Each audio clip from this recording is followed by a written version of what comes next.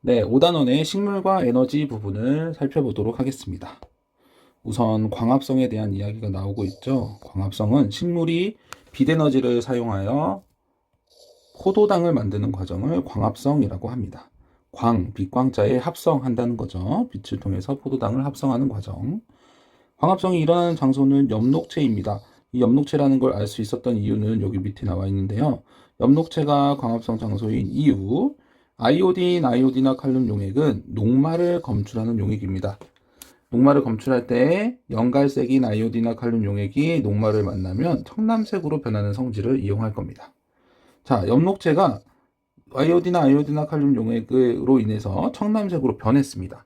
그러면 엽록체 안에는 청남색으로 변했으니까 뭐가 있는 거죠? 네, 엽록체 안에는 녹말이 있다는 거고, 녹말이 있는 것으로 보아서 엽록체에서 광합성이 일어났다라고 주장할 수 있었던 겁니다. 그런 실험이 교과서에도 잘 나와 있으니까 한번 봐주시고요. 자, 여기 오른쪽에 그 그림이 있는데요. 지금 보이는 이게 하나가 세포입니다. 식물세포. 식물세포에는 이렇게 초록색 알갱이들이 많이 있는 세포들이 있어요. 이거는 이파리에 있는 세포들인데요. 여기서는 그 광합성 과정을 많이 해야 되기 때문에 이렇게 엽록체가 많은 세포들을 볼 수 있습니다. 여기서 초록색 물질이 엽록체에 해당하는 거예요. 그리고 엽록체 안에 들어있는 초록색 색소인데 광합성에 필요한 빛에너지를 흡수하는 역할을 하고 있습니다. 자, 광합성 과정. 광합성에는 필요한 에너지가 있는데요. 필요한 에너지가 뭐냐면 빛 에너지고요. 필요한 물질은 이산화탄소와 물입니다. 네. 자, 빛 에너지는 이제 햇빛으로 받는 빛 에너지를 말하고 있고요. 이산화탄소는 공기 중에 있는 그 이산화탄소인데요. 공기 중에 이산화탄소를 흡수할 때는 기공을 통해서 흡수할 수 있고, 물은 뿌리에서 흡수한 물입니다. 뿌리에서 흡수한 물이 잎까지 오려면 물관을 통해서 전해져야 되겠습니다. 그래서 어떻게 이동을 하고 어떻게 올라오는지에 대해서도 알아봐야 될 것 같아요. 광합성 결과 만들어지는 물질은 포도당인데요. 이 포도당은 바로 녹말로 바꾸어서 엽록체에 일시 저장합니다. 아까 엽록체 안에 그 녹말이 있기 때문에 엽록체가 아이오디나 칼륨 용액이 청남색으로 변했죠. 그런 것처럼 포도당은 바로 녹말로 바뀌어서 저장을 하고 있습니다. 그 다음에 포도당 결과 만들어지는 물질이 산소도 있습니다. 이 산소는 똑같은 기체이기 때문에 이산화탄소가 들어왔던 그 기공을 통해서 밖으로 나가기도 합니다. 지금 이러한 그림이 자세히 보시면 여기 보시면 물방울이 보이시죠? 뿌리로부터 계속 올라오고 있는데 얘가 물관이고요. 물관을 통해서 들어온 물이 있고 기공을 통해서 들어온 이산화탄소가 있습니다. 이 두 물질이 필요하고 외부로부터 빛에너지를 받으면 포도당과 산소가 만들어집니다. 이 포도당은 녹말 형태로 포도당을 여러 개 이으면은 다당류라고 하는데요. 녹말 형태로 만들어서 엽록체에, 그러니까 이파리에 있는 세포 안에 엽록체에다가 보관을 하고요. 산소는 기체이기 때문에 호흡에 쓰이는 것도 있지만 밖으로 이렇게 나가는 산소도 기공을 통해서 나가고 있습니다. 그리고 이러한 녹말은 잎세포에서도 쓰이지만 뿌리나 줄기나 꽃세포에서도 쓰여있기 때문에 외부로 이동을 시켜야 됩니다. 그럴 때는 녹말 형태가 아닌 설탕 형태. 여기 보시면 포도당이 육각형이 한 개죠. 근데 녹말은 여러 개이고 설탕은 그 육각형이 두 개 있습니다. 육각형과 오각형이긴 하지만. 그래서 이 이당류라고 하는 설탕류를 통해서 체관을 통해 가지고 그 식물 세포의 구석구석에 나눠주고 있습니다. 이런 게 이제 그 광합성 과정입니다. 이산화탄소와 물이 빛에너지와 결합이 되면 포도당이라는 물질을 만들고 산소를 만들게 됩니다. 이 포도당을 나중에 이제 이용하게 되는 겁니다. 자, 이번에는 광합성이 잘 일어나는 조건. 아까 앞에서 광합성 과정에서 물, 이산화탄소가 더해지고 빛에너지를 만나면 포도당과 산소가 만들어진다고 했죠. 거기서 또 뭐가 필요하냐면 적절한 온도가 필요합니다. 적절한 온도. 자, 광합성이 잘 일어나는 조건이기 때문에 광합성에 필요한 필요한 에너지들을 살펴보면 되겠죠. 근데 이 물인 경우에는 식물마다 너무 편차가 많이 나요. 물을 많이 주면 죽어버리는 식물도 있고 물을 안 주면 죽어버리는 식물도 있기 때문에 물을 가지고 실험을 하지 않고요. 이산화탄소와 빛과 온도를 가지고 광합성이 잘 일어나는 조건을 찾아볼 겁니다. 첫 번째, 빛의 세기. 자, 빛의 세기를 강하게 하면 할수록 빛이 있어야지만 광합성이 일어나기 때문에 빛이 없으면 광합성도 일어나지 않는 원점을 지나고요. 빛의 세기가 증가하면 광합성량도 같이 증가하는 구간이 생기고요. 어느 정도 빛의 세기가 증가한 다음에는 광합성이 일정한 구간이 생기게 됩니다. 이를 정리해보면 이산화탄소와 여기 부분은 좀 뒤에서 할게요. 빛의 세기가 증가할수록 광합성량이 같이 증가하고요. 하지만 빛의 세기가 일정 세기 이상이 되면 광합성량이 더 이상 증가하지 않고 일정하게 유지가 된다. 이게 빛의 세기가 광합성에 영향을 주는 부분이고요. 다음은 이산화탄소 농도입니다. 이산화탄소 농도. 공기 중에 이산화탄소의 농도가 높으냐 적으냐에 따라서 광합성량이 달라지게 되는데요. 아까 빛의 세기와 마찬가지로 이산화탄소가 없으면 광합성을 못하지만 이산화탄소가 많아지면 많아질수록 광합성량도 같이 증가합니다. 하지만 어느 정도 이산화탄소 농도가 도달하게 되면 광합성량이 더 이상 증가하지 않는 경우가 생기는데요. 여기 나와 있는 것처럼 이산화탄소 농도가 증가할수록 광합성량이 증가합니다. 하지만 일정 농도 이상이 되면 광합성량은 더 이상 증가하지 않고 일정하게 유지가 된다. 이 부분을 확인해 보시면 되겠습니다. 자, 마지막으로 온도예요. 온도. 자, 온도가 낮으면 낮을수록 광합성량도 줄어들어요. 하지만 온도가 높으면 광합성량도 같이 증가하다가 어느 순간에 완전하게 광합성량이 줄어드는 구간이 생기는 겁니다. 왜냐하면 온도가 높으면 세포들이 버티지 못하거든요. 그래서 광합성량이 줄어들 수밖에 없어요. 자, 이 부분을 볼게요. 온도가 높아질수록 광합성량이 증가하다가 일정 온도가 되면 위에는 일정하게 유지된다가 계속 써였지만 이번에는 광합성량이 급격하게 감소하는 걸 볼 수 있습니다. 이쪽 부분에 감소하는 부분을 볼 수 있어요. 자, 선생님이 아까 앞에서 세 개의 보기에서 이 앞부분을 안 했죠? 다른 색깔로 표시해 보면 지금 이산화탄소가 일정할 때, 빛의 세기와 온도가 일정할 때, 빛의 세기와 이산화탄소 농도가 일정할 때 어느 하나의 요인을 보게 되려면 빛의 세기라는 요인이 광합성량에 어떻게 영향을 주냐라는 걸 살펴보려면 나머지 요인들은 건드리면 안 돼요. 이산화탄소 농도도 달리하고 빛의 세기도 달리하게 되면 이 실험 결과가 광합성량이 빛의 세기에 의해서 달라졌는지 농도에 의해서 달라졌는지 알 수가 없습니다. 그렇기 위해서는 이 세 가지 중에서 두 가지인 온도와 이산화탄소의 농도를 일정하게 유지하고 빛의 세기를 변화시키면 빛의 세기가 광합성에 미치는 영향을 알 수 있어요. 두 번째도 마찬가지죠. 빛의 세기와 온도를 일정하게 유지시켜야 되지만 이산화탄소 농도에 의해서 광합성량이 어떻게 달라지는지를 확인할 수 있어요. 마지막도 마찬가지죠. 빛의 세기와 이산화탄소 농도를 일정하게 시켜서 온도가 광합성량에 어떤 영향을 주냐라는 부분을 확인할 수 있습니다. 이거는 나중에 이제 변인 통제라는 부분으로 확인하실 수 있을 거예요. 자, 광합성에 영향을 주는 요인 한 가지라도 적합하지 않으면 광합성이 잘 일어나지 않습니다. 밑에서 다시 정리하면요. 일반적으로 빛의 세기가 충분히 강하고 이산화탄소가 충분히 높으면 그리고 온도도 충분히 높으면 안 되고요. 온도는 알맞은 온도가 정해져 있다고 했죠. 그때 광합성이 활발하게 일어납니다. 온도가 높아버리면 안 된다고 했어요. 이 중에서 한 가지라도 적합하지 않으면 예를 들어서 온도가 낮고 나머지 이산화탄소 농도와 빛의 세기가 적당하더라도 한 가지 온도가 낮았기 때문에 광합성이 잘 일어나지 않을 수 있습니다.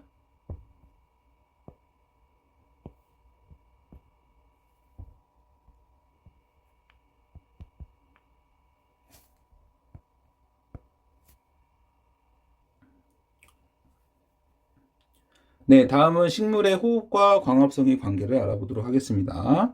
먼저 식물의 호흡. 식물의 호흡은 식물에서 산소를 이용해서 광합성으로 만든 포도당을 분해하는 과정이고요. 이 분해하는 과정에서 생명활동에 필요한 에너지를 얻어낼 수 있습니다. 자, 예를 들어 보시면 선생님이 여기 장작을 가져왔습니다. 장작이 있죠, 장작. 장작을 태워요. 태운다는 것은 불을 붙이는 거고, 불을 붙인다는 것은 산소를 결합하는 과정이에요. 그러면 장작불이 활활 타겠죠. 장작불이 타게 되면 따뜻한 열 에너지도 내게 되고 밝은 빛 에너지로 내기도 하면서 뭐도 만들어지냐면 수증기와 재가 만들어집니다. 우리가 장작을 피웠을 때 이렇게 날리는 연기들 있죠? 이 연기들이 수증기와 재입니다. 이와 마찬가지로 장작 대신에 포도당을 태우는 게 호흡입니다. 호흡입니다. 포도당에 산소를 결합시킨다. 이게 태운다, 연소한다는 개념이고요. 그때 이렇게 이산화탄소와 물이 만들어집니다. 호흡 과정을 다시 보도록 할게요. 포도당과 산소를 결합시켜요. 그러면 이산화탄소와 물이 만들어지고 포도당에 있던 에너지가 화학 에너지 상태로 나오게 되는 거예요. 이 에너지를 우리가 생명활동에 필요한 때 쓰이는 겁니다. 자, 이 호흡의 과정을 보시면 광합성과 정반대이라는 걸 알 수 있습니다. 광합성 때는 물과 이산화탄소를 빛에너지랑 결합을 시켰는데 호흡에서는 물과 이산화탄소가 에너지와 함께 뒷부분에서 만들어지는 물질이죠. 광합성에서는 필요한 물질이었는데요. 그리고 광합성을 통해서 만들어지는 산소와 포도당과 산소는 광합성의 산물, 광합성을 통해서 만들어진 물질인데 호흡에서는 이 포도당과 산소를 사용하는 것을 볼 수 있습니다.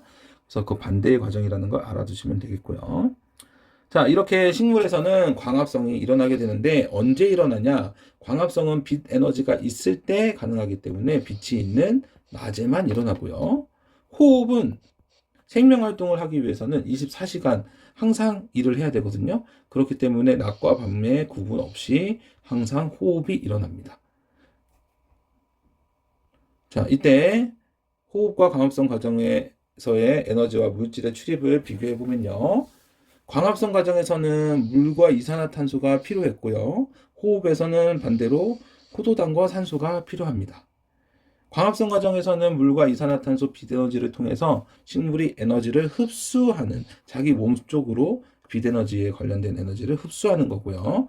호흡 과정에서는 그 에너지를 생성하여 방출하는 과정입니다. 포도당에 놓아져 있던 포도당을 산소와 결합시켜서 나온 에너지를 생성하는 그런 방출 과정이라고 생각하시면 됩니다. 자, 3번은 광합성 결과 포도당과 산소가 만들어지고 호흡의 결과 물과 이산화탄소가 만들어집니다. 물질인 경우에 에너지까지 포함해서요. 자, 이 그림 많이 봤죠? 낮에 해가 떠 있을 때는 광합성과 호흡을 둘 다 동시에 하고요. 해가 지고 나서 빛 에너지가 없을 때는 호흡을 하고 있는 식물의 모습입니다. 자, 여기 보시면 호흡 과정과 광합성 과정을 한꺼번에 적었는데요. 처음에 이산화탄소와 물이 필요한 광합성 과정을 먼저 보도록 할게요. 이 광합성 과정에서 이산화탄소는 기체이기 때문에 잎의 기공으로 들어오고 물은 뿌리에서 물관을 통해서 들어오고요. 그런 광합성의 빛에너지가 합쳐지면 포도당을 만들게 되는데 이 포도당은 바로 녹말로 바뀌었다가 체관을 통해서 설탕 형태로 다른 세포들한테 이동을 하게 됩니다. 그리고 광합성을 통해서 만들어진 산소는 호흡에도 사용되지만 잎의 기공을 통해서 밖으로 나가기도 합니다. 아래쪽에 이렇게 광합성과 호흡을 비교해 두었거든요. 광합성은 에너지를 흡수하는 과정, 그리고 주로 잎세포 속의 엽록체에서 일어나고요. 낮에 주로 일어나면서 물과 이산화탄소가 필요한 과정입니다. 호흡은 그와 반대로 에너지를 방출하고 특정한 세포에만 있는 게 아니고 모든 세포 속에 있는 마이토콘드리아에서 일어나는 게 호흡 과정입니다. 낮과 밤 상관없이 항상 일어나고요. 포도당과 산소를 필요로 하는 과정이 호흡 과정이 되겠습니다. 자, 광합성 산물의 이용. 우리 광합성을 통해서 포도당을 만들어냈죠. 이러한 포도당은 세 가지로 쓰이는데 첫 번째, 에너지원으로 쓰이기도 하고 두 번째, 식물을 구성하는 성분으로 사용하기도 합니다. 마지막으로 생태계의 에너지원으로도 이용이 됩니다.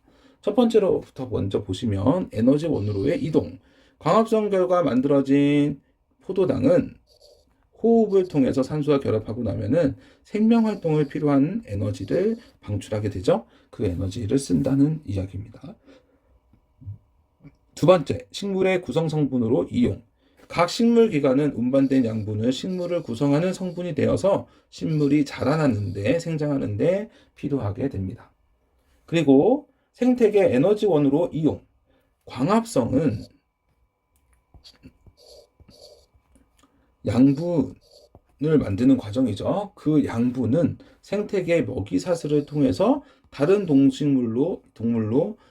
다른 동물의 그 에너지원으로 이용되기도 한다는 뜻입니다. 자, 두 번 마지막으로 광합성 산물의 저장이 있는데요. 광합성 산물을 저장할 때는 저장 장소와 형태를 구별해서 봐야 됩니다. 그러한 부분이 저장 장소는 잎, 뿌리, 줄기, 열매가 있고요. 저장 형태는 녹말, 설탕, 포도당과 같은 탄수화물과 단백질, 지방의 형태로 보관하고 있습니다. 그 예시를 여기다 적어놨는데요. 여기 보이시는 것처럼 땅콩, 깨, 들깨, 참깨, 땅콩 이것은 씨앗의 지방의 형태로 보관하고 있기 때문에 우리가 깨를 짜면 기름이 나오게 되는 거죠. 그리고 콩도 씨앗인데요. 콩은 단백질 형태로 보관하고 있고요. 벼, 밀, 옥수수도 씨앗인데 여기는 녹말의 형태로 보관하고 있는 겁니다. 그리고 포도당 형태로 보관하고 있는 것은 사과와 포도와 같은 열매에서 자라는 녀석들이 포도당 형태로 보관을 하고 있습니다. 다음은 양파입니다. 양파는 이파리가 변형된 거고요. 그 이파리에 포도당 형태로 저장을 하고 있어요. 다음은 사탕수수인데요. 사탕수수는 줄기를 통해서 줄기에다가 설탕 형태로 저장을 하고, 감자는 설탕수수와 같이 줄기인데 녹말 형태로 저장을 하고 있습니다. 뿌리에서 저장을 하는 것은 고구마와 사탕무가 있는데요. 뿌리에 녹말 형태로 저장하는 것은 고구마, 설탕 형태로 저장하고 있는 것은 사탕무가 되겠습니다. 지금 들어준 예시를 완벽하게 써가면서 외울 필요는 없습니다. 맞는지 틀린지 정도만 구별하면 되기 때문에 간편하게 한 두세 번 정도 보면은 외워질 수 있을 것 같습니다. 자, 이번에는 형성평가 문제를 풀어보도록 하겠습니다. 자, 1-1번. 광합성은 빛이 있을 때만 일어나는 거죠. 광합성은 세포 소기관인 마이토콘드리아가 아니고 세포 소기관인 엽록체에서 일어나고 있고요. 광합성은 살아있는 모든 세포에서 일어나는 게 아니고 어떤 세포는 호흡만 하고 어떤 세포는 광합성과 호흡을 같이 하고 있습니다. 그래서 일부 세포에서만 광합성이 일어나고 있습니다. 2번, 초록색을 띠는 작은 알갱이 모양의 세포 소기관 A는 엽록체이죠. 초록색 알갱이라는 거 기억해 두시고요. 3번, 기억에 들어갈 말, 광합성 과정이기 때문에 필요한 물질이 물과 이산화탄소겠죠. 그 결과 포도당과 산소가 만들어지고, 그러면 5번이 답이 되겠습니다. 다음은 4번. 광합성에 필요한 물질 가에 대한 설명입니다. 필요한 물질이라고 했으니까 물과 이산화탄소가 되겠네요. 땡땡은 뿌리에서 흡수가 된대요. 기공이 아닌 뿌리를 통해서 흡수가 돼서 물관으로 잎까지 이동하는 것은 물이겠죠. 물. 식물은 잎의 기공을 통해서 물을 수증기 형태로 보내기도 합니다. 그래서 가번은 물입니다. 물. 자, 5번은요. 실험 과정에 대한 건데요. 밀폐 용기 안에 시금치 이파리를 뜯어서 놨죠. 그리고 밀폐 용기에다가 산소와 이산화탄소를 측정할 수 있는 센서를 설치하고요. 그런 다음에 LED 전구를 켜고 10분 동안 산소와 이산화탄소의 농도를 3번과 같이 측정을 하는 겁니다. 자, 5번 기억을 보도록 하겠습니다. 기억, 이산화탄소 센서와 산소 센서는 각각 광합성에 필요한 기체와 생성되는 기체를 확인하기 위한 것이다. 광합성에 이산화탄소와 산소가 쓰이는 걸 알겠는데 어느 정도 쓰이는지에 대해서 센서를 통해 양을 측정하고 있죠. 그래서 광합성에 필요한 물질은 광합성을 하고 있으니 양이 감소를 하고 있고요. 생성되는 물질은 광합성을 계속하고 있으니 점점 많아지겠죠. 여기서는 양이 증가하고 있는 부분을 찾으면 될 것 같습니다. 다음은 2번. LED 전등은 광합성에 필요한 에너지를 공급하기 위한 것이다.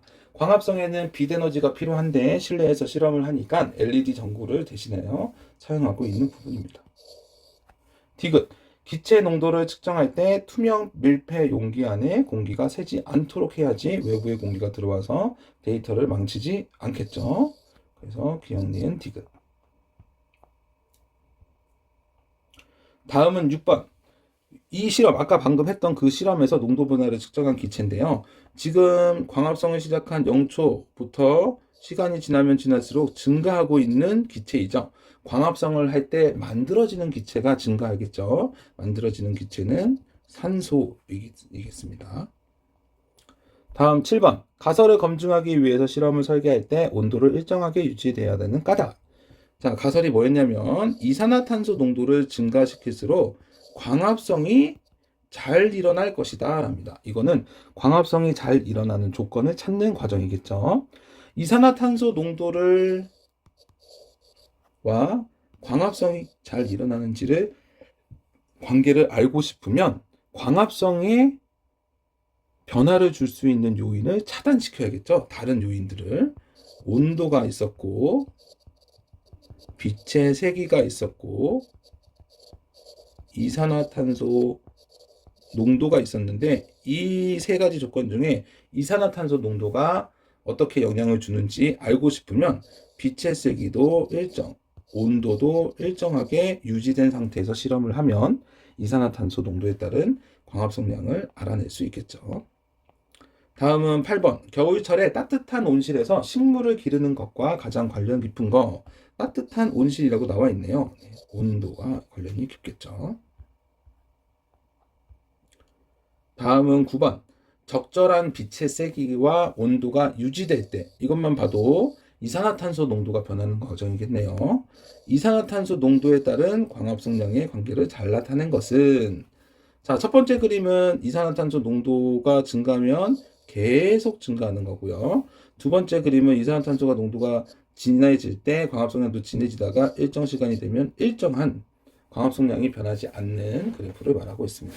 답이 2번이죠.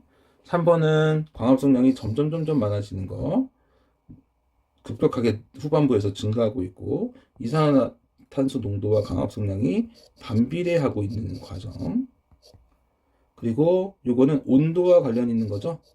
온도가 높으면 광합성량이 잘 되다가 일정 이상의 온도가 되면 크게 광합성량이 감소하는 걸 볼 수 있는 게 5번 그래프고 온도와 상관이 있습니다. 자, 다음은 10번. 그림과 같이 1% 탄산수 나트륨 수용액에 담긴 표본병에 검정말을 넣고 거리를 유지한 채 전등빛을 점점 밝게 조절하고 있습니다. 전등빛은 태양 빛의 세기를 의미하는데 그걸 점점 밝게 한다는 것은 빛의 세기를 증가시키고 있는 부분이죠. 1분 동안에 발생하는 기포수를 측정하고 있다고 합니다. 기포수. 자, 검정말이 빛에 의해서 광합성을 하면 기포가 발생한대요. 그러면 그 기포는 뭐가 되겠죠? 네, 산소 기체가 되겠죠. 광합성을 통해서 만들어지는 산물이 산소이기 때문에 광합성을 통해서 모여지는 거품은 산소 거품일 겁니다. 기포일 겁니다. 자, 이 실험에서 알아보기 위한 환경 요인, 광합성량에 영향을 미치는 것은 전등빛을 점점 밝게 조절하고 있기 때문에 빛의 세기가 광합성량에 어떤 관계를 가지고 있냐라고 물어보는 부분이 되겠습니다. 다음은 형성평가 2회 1번 문제. 빛에너지는 광합성이 일어나게 하는 에너지 원이 되겠고요. 광합성이 일어나는 장소는 엽록체, 만들어지는 기체는 산소, 이렇게 연결하면 될 것 같습니다.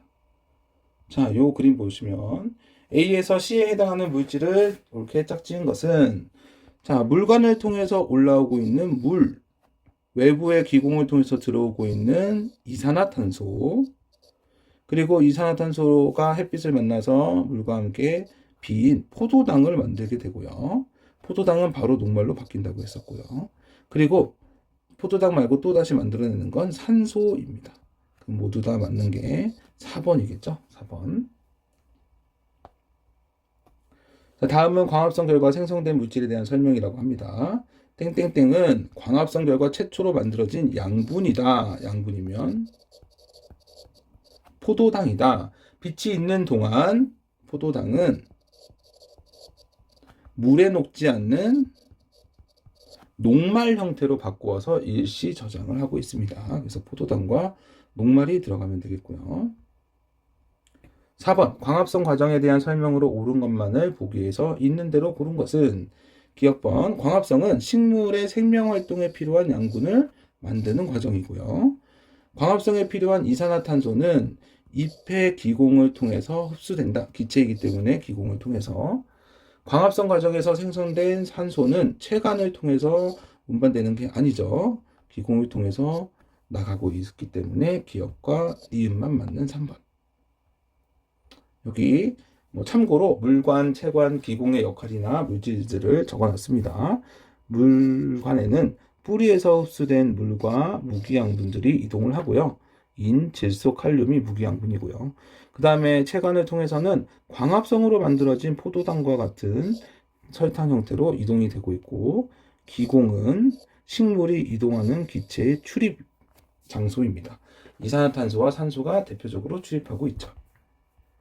다음은 5번, 아까 좀 전에 설명드렸던 밀폐 용기 내에서의 기체의 농도를 측정하는 건데요. 기체가 0시간부터 광합성을 시작하니까 점점점 농도가 감소하고 있네요. 그러면 감소하고 있는 기체는 이산화탄소이고 광합성에 필요한 물질이라 농도가 감소하기 하는 기체가 이산화탄소이기 때문이겠죠. 네. 다음은 6번. 환경 요인이 광합성에 미치는 영향을 알아보기 위한 실험이래요.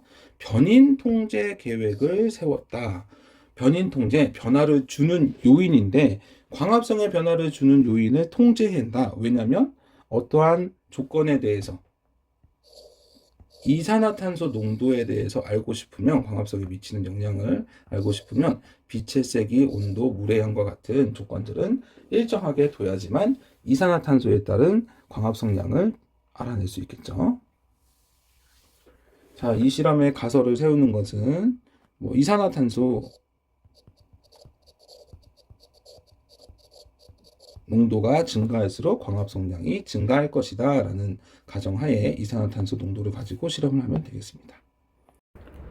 네, 다음은 7번 광합성에 영향을 주는 실험 과정을 말하고 있네요. 자, 실험 과정을 보시면 밀폐 용기에 넣고 빛의 세기를 측정하는 조도 센서와 이산화탄소와 온도 센서를 측정한다. 그리고 나번을 보시면 LED 전등을 사용해서 빛의 세기를 여러 단계로 조절하면서 조도 센서로 각 단계의 빛의 세기를 측정한다. 다해서 빛의 세기 단계에 대해서 일정 시간 동안 밀폐 용기 내에 이산화탄소 농도를 측정한다 라네요.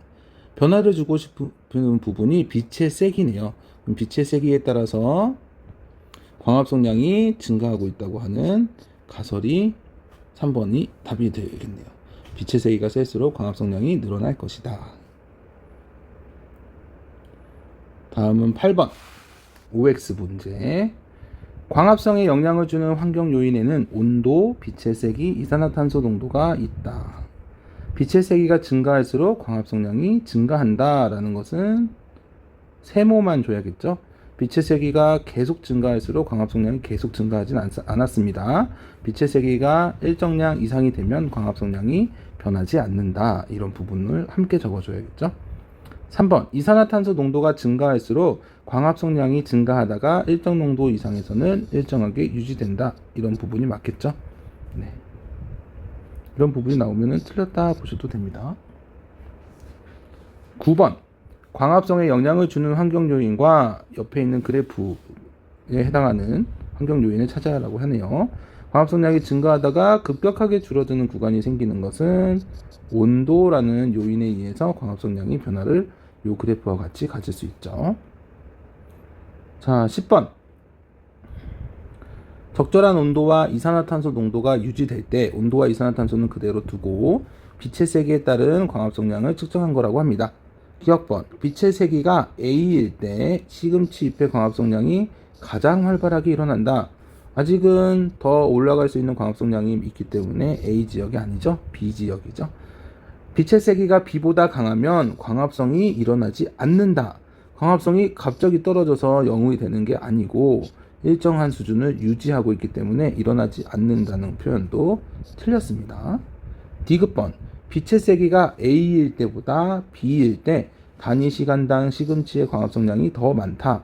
여기 광합성량이 A보다는 B가 더 높죠. 그래서 D급번만 맞네요. 다음은 5-2의 형성평가 1번 1회를 보도록 하겠습니다. OX 식물의 호흡은 생명활동에 필요한 에너지를 얻는 과정이다. 식물은 호흡할 때 포도당을 분해한다. 식물의 호흡은 잎에서만 일어나지 않고 식물의 모든 세포에서 일어납니다. 4번 식물의 호흡 결과 산소가 만들어지는 게 아니고 산소는 쓰이고 이산화탄소와 물이 만들어지죠. 다음은 2번 2개의 페트병 중에 1개에만 시금치 잎을 넣고 장치를 하여서 어두운 곳에 하루 동안 놓아두었다고 합니다. 어두운 곳이라면은 빛이 통과하지 못하는 경우네요. 각 페트병 속에 석회수를 통과시켰더니 페트병 B의 공기만 뿌옇게 흐려졌다. 석회수는 무색 투명하지만 이산화탄소와 반응해서 뿌옇게 흐려졌다고 하네요. 그러면 B 페트병에는 석회수가 뿌옇게 흐려졌으니 이산화탄소가 들어있다는 거겠죠. 자, 이 실험의 결과로부터 호흡할 때 어떤 기체가 생성된다는 걸 알 수 있는가? 식물을 B에만 넣고 깜깜하게 한 곳에 두었기 때문에 광합성이 아닌 호흡만 하고 있었겠죠.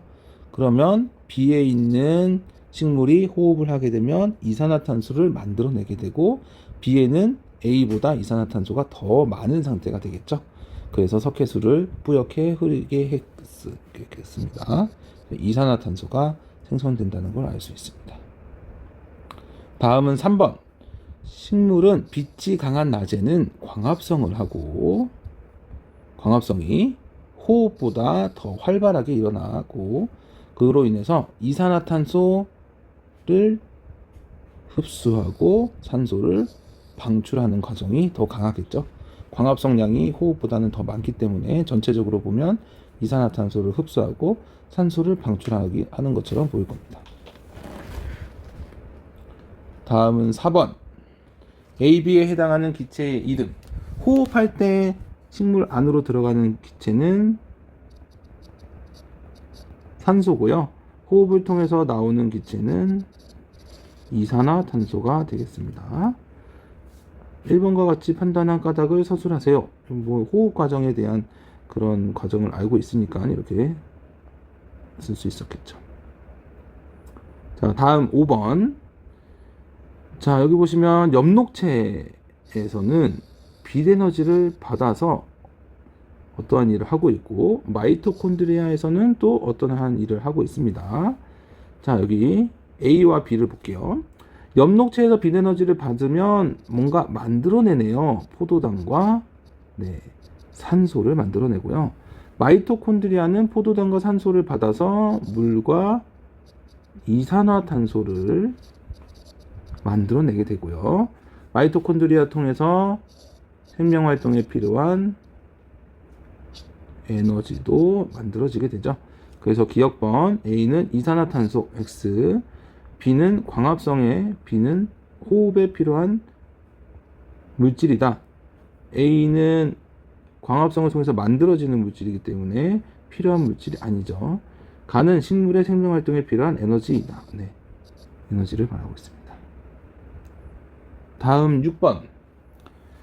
유리종 가와 나에 식물을 넣고 밀폐한 뒤에 유리종에만 빛을 차단했다고 합니다. 빛을 받고 있는 녀석은 광합성을 하고 있을 때고, 어둠 상자에 있는 녀석은 호흡만 하고 있을 때입니다.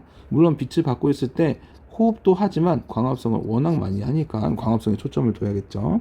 가와 나의 식물에 일어나는 작용을 옳게 짝지은 것은 A는 광합성과 호흡, B는 호흡만, 이렇게 되면 되고 있고요.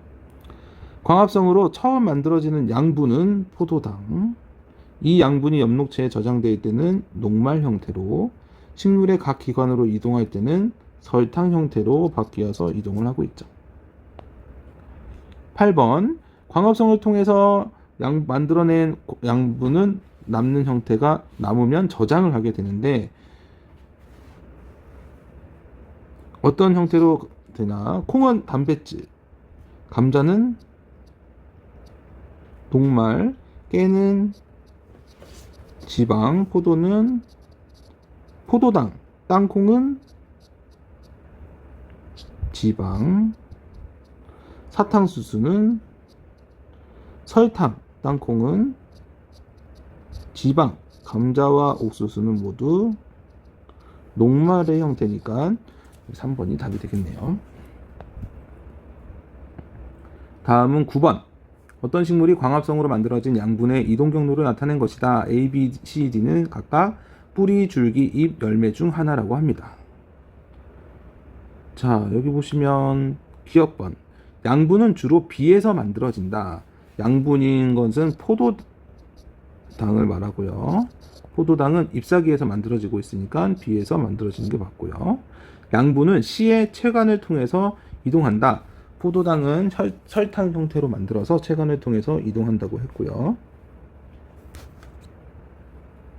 C가 줄기죠. 줄기 안에 체관이 있습니다.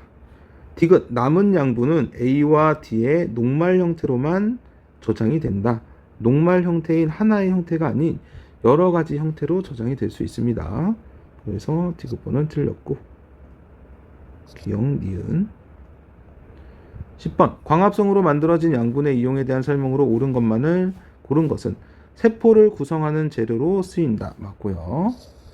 생명 활동에 필요한 에너지에도 쓰이고, 남은 것은 뿌리, 줄기, 잎, 열매, 씨앗 등에 저장이 된다. 5번이 기억, 니은, 디귿이 다 맞겠네요.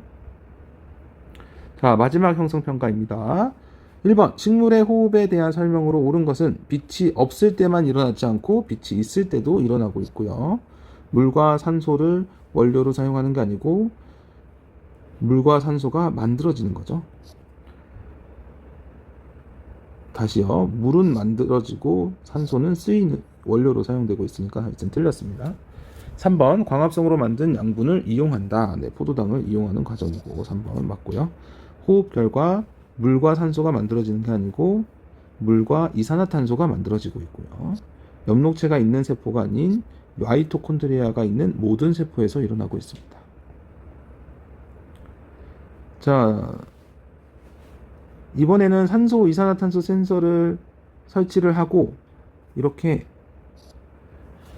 알루미늄 박으로 햇빛이 들어가지 않도록 놓았다고 합니다. 그러면은 이 안에서는 호흡이 일어나고 있겠죠. 호흡이 일어날 때는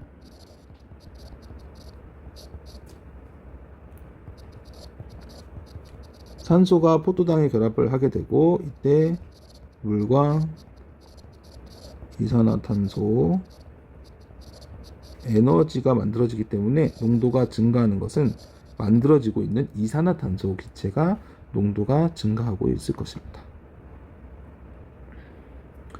자, 빛이 있을 때만 일어난다. 광합성에 해당이 되고요. 양분을 분해해서 에너지를 얻는 과정이다. 호흡 과정이고, 살아있는 모든 세포에서 일어나는 것은 호흡 과정이고, 일부 세포에 엽록체가 있는 곳에서 일어나는 것은 광합성이죠. 자, 다음은 4번. 맑은 낮 동안에, 햇빛이 떠 있는 낮 동안에 일어나는 기체의 출입을 봐야 되는데, 광합성이 호흡보다 훨씬 낮에는 많이 일어나고 있기 때문에 광합성을 통해서 들어가는 이산화탄소가 A 과정이고 기체고 B 기체는 산소일 것입니다. 자, 이번에는 유리종 가에는 촛불만 넣고 유리종 나에는 촛불과 식물을 함께 넣었다고 합니다. 그러면 어느 곳이 더 오래 탈까? 자, 초를 태울 때는 공기 중에 있는 산소를 사용하겠죠. 하지만 유리종 안에 있는 산소는 일정량이기 때문에 이 일정량의 산소를 다 사용하게 되면은 초가 꺼지게 됩니다. 하지만 나에서는 똑같이 유리종 안에 있는 산소를 사용하면 불이 꺼져야 되는데 안에 식물도 같이 있습니다. 식물이 햇빛을 받으면 광합성 과정을 하고 광합성 결과 산소를 만들어냅니다. 식물이 더 산소를 만들어내기 때문에 유리종 안에 있는 산소를 다 쓰더라도 식물의 광합성을 통해서 나온 산소가 있어서 나초는 더 오래 탈 수 있겠죠. 자, 그러면 이 실험에서 유리종 나의 식물에 빛을 비추지 않았다고 합니다. 광합성을 하려면 빛을 비춰야 되는데 광합성을 하지 않기 위해서 빛을 비추지 않게 실험을 했으면 어떻게 될까요? 촛불의 변화는 가보다 빨리 꺼지게 됩니다. 왜냐하면 유리종 안에 산소가 있을 텐데 햇빛이 없다면 이 식물은 호흡을 하게 되고요. 호흡할 때는 식물도 산소를 쓰게 되고 촛불이 탈 때도 산소를 쓰게 됩니다. 산소가 모두 촛불을 탈 때 사용했던 가 환경보다 호흡을 하고 있는 식물이 있기 때문에 촛불이 사용할 수 있는 산소의 양이 적어지겠죠. 그러면은 나에 있는 촛불이 더 빨리 꺼지게 됩니다. 네, 식물이 호흡만 하고 있기 때문에 더 빨리 꺼집니다. 다음은 6번. 광합성과 호흡의 비교. 시간, 빛이 있을 때만 호흡은 항상. 마이토콘드리아가 호흡이고 엽록체가 광합성이죠. 그래서 2번이 틀렸고, 광합성은 빛 에너지를 통해서 에너지를 흡수하는 과정이고 호흡은 그 포도당에 들어있던 에너지를 꺼내는 과정입니다.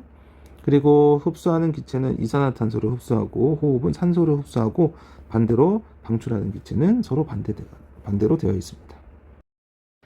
네, 다음은 7번. 광합성으로 처음 만들어진 포도당은 녹말로 바뀌어서 엽록체에 저장이 된다고 했죠.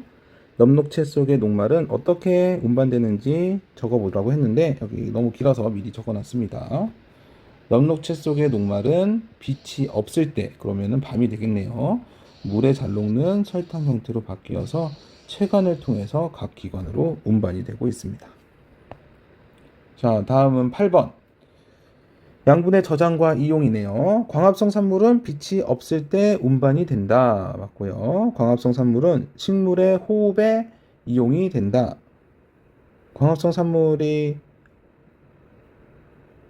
산소가 있죠. 그 산소가 식물의 호흡에 이용이 되고 포도당도 호흡에 이용이 되고요. 그리고 옥수수는 광합성 산물을